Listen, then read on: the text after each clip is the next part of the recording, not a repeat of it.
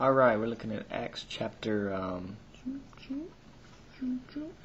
20 now, getting towards the end of Acts, and here we see Paul about to leave Ephesus, which he'd been there for 3 years according to this thing. And what's really interesting here is that we see sort of a farewell speech with Paul, and he's really talking about what their future holds for them, and we'll actually see this as we go through the letters, about people coming in and sort of distorting the truth of what he had taught them and distorting the things that he'd been telling them, and really to watch out for those kind of people.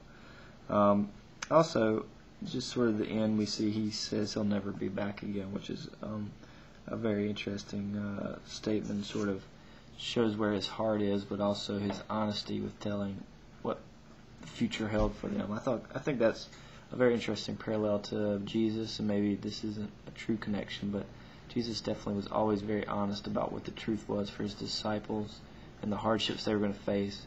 And ultimately we see Paul here really settling in and understanding that the message is going to be something that is going to cause division.